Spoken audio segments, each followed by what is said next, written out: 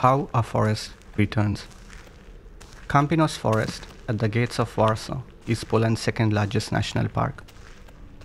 How did a forest so close to the capital survive into the 21st century? What direction might the forest be heading in the era of climate and ecological crisis? The way I go is the way back to see the future. Itka Hanslova.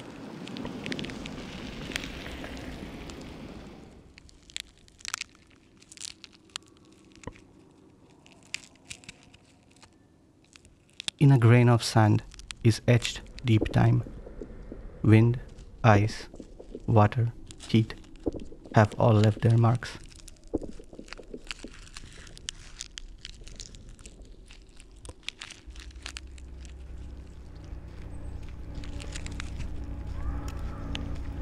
The inland dunes of Kampinos Forest are the gift of the last ice age.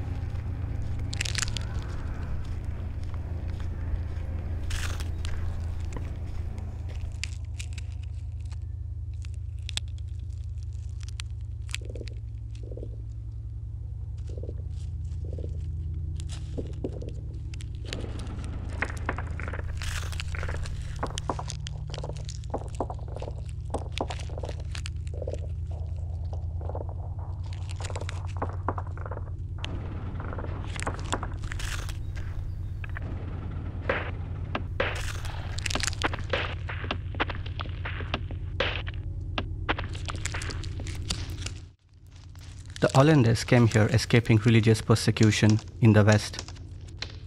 They knew how to drain swamps and live with the recurring floods, establishing orchards, meadows, and pastures surrounded by willow-woven fences.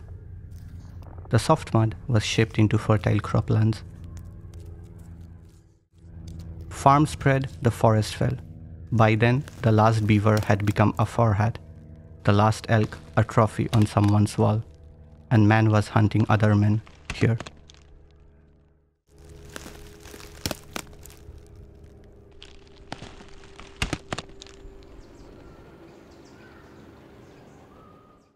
During the First World War, the Imperial German Army cut down acres of forest and transported the pine logs to Prussia for military use.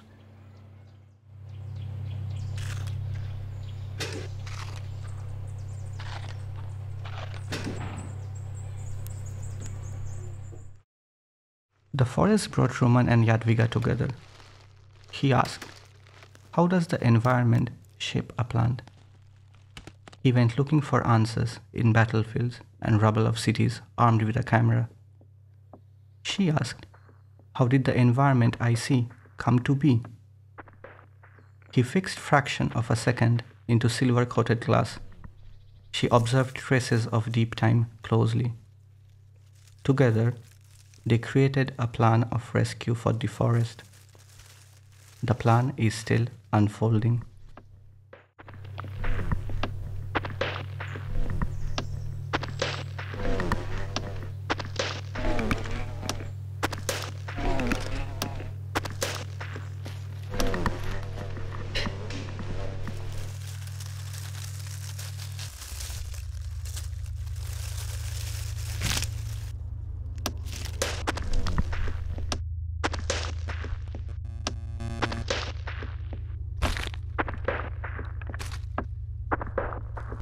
Rewilding, a process of returning lands modified by human activity back to nature, of restoring ecosystems to the point when nature can take care of itself.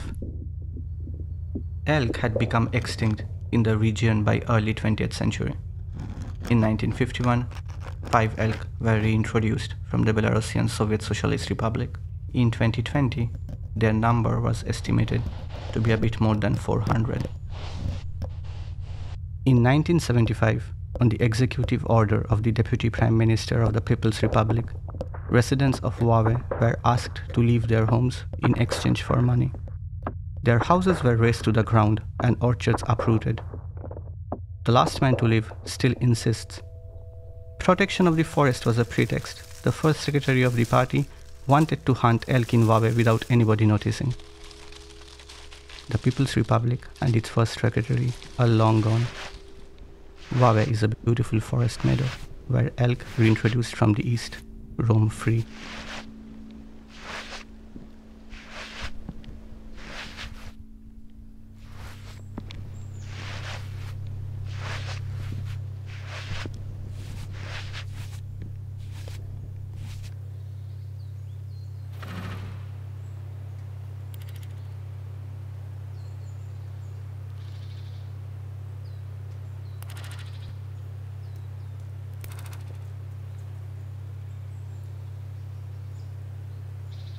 In 1980s, the streams of the forest had become toxic from human waste disposal. The ecologist had a bright idea: reintroduce a few beavers from the eastern borderland and let them do the work of cleaning the streams. It took a year to plan the operation, a few weeks to catch the animals, and a full day to bring them to the forest. The first night, the beavers were housed in pairs in splendid artificial lodges. The ecologist hoped the fine accommodation, stocked with food, would lessen the trauma of exile and perhaps encourage the residents to fall in love, that they would build dams in locations that he had carefully planned. The first night, the beavers cut out doors in their new houses and escaped.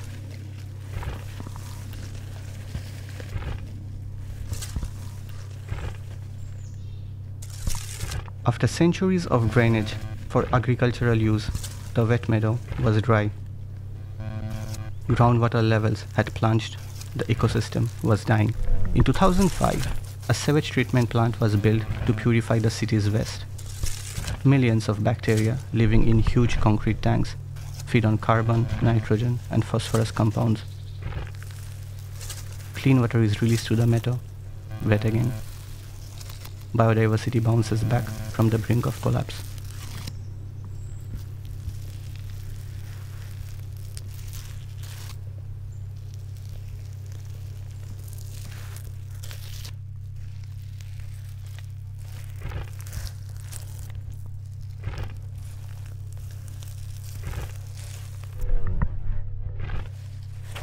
The increase in water level kills trees that grew in the dry meadow. A few trees die. The forest survives.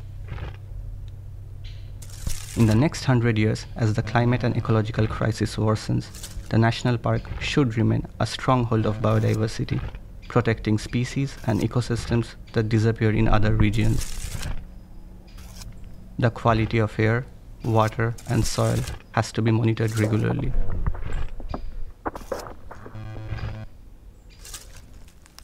Plants endangered elsewhere will find a home here.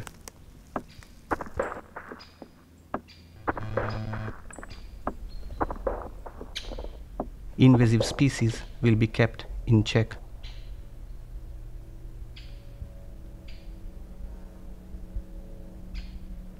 The pines were the first to return in the Holocene after the last glacier melted. In the next few decades, pine might disappear from this land. Meanwhile, seeds from century-old trees are collected and stored for future generations.